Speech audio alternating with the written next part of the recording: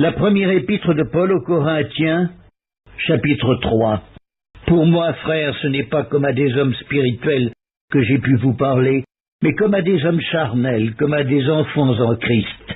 Je vous ai donné du lait, non de la nourriture solide, car vous ne pouviez pas la supporter, et vous ne le pouvez pas même présent parce que vous êtes encore charnels. En effet, puisqu'il y a parmi vous de la jalousie et des disputes, n'êtes-vous pas charnels et ne marchez-vous pas selon l'homme? Quand l'un dit « Moi je suis de Paul » et un autre « Moi d'Apollos », n'êtes-vous pas des hommes? Qu'est-ce donc Apollos et qu'est-ce que Paul?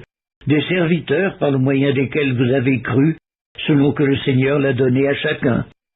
J'ai planté, Apollos a arrosé, mais Dieu a fait croître, en sorte que ce n'est pas celui qui plante qui est quelque chose, ni celui qui arrose, mais Dieu qui fait croître. Celui qui plante et celui qui arrose sont égaux, et chacun recevra sa propre récompense selon son propre travail. Car nous sommes ouvriers avec Dieu. Vous êtes le champ de Dieu, l'édifice de Dieu. Selon la grâce de Dieu qui m'a été donnée, j'ai posé le fondement comme un sage architecte, et un autre bâtit dessus.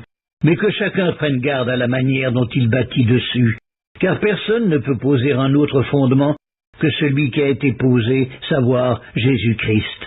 Or, si quelqu'un bâtit sur ce fondement avec de l'or, de l'argent, des pierres précieuses, du bois, du foin, du chaume, l'œuvre de chacun sera manifestée, car le jour la fera connaître, parce qu'elle se révélera dans le feu, et le feu éprouvera ce qu'est l'œuvre de chacun.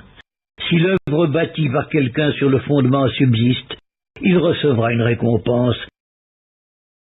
Si l'œuvre de quelqu'un est consumée, il perdra sa récompense. Pour lui, il sera sauvé, mais comme au travers du feu.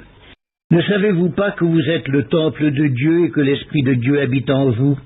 Si quelqu'un détruit le temple de Dieu, Dieu le détruira, car le temple de Dieu est saint, et c'est ce que vous êtes, que nul ne s'abuse lui-même. Si quelqu'un parmi vous pense être sage, selon ce siècle, qu'il devienne fou, afin de devenir sage. Car la sagesse de ce monde est une folie devant Dieu. Aussi est-il écrit, il prend les sages dans leur ruse.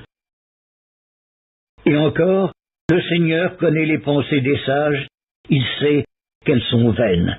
Que personne donc ne mette sa gloire dans des hommes, car tout est à vous, soit Paul, soit Apollos, soit Céphas, soit le monde, soit la vie, soit la mort, soit les choses présentes, soit les choses à venir. Tout est à vous et vous êtes à Christ, et Christ est à Dieu.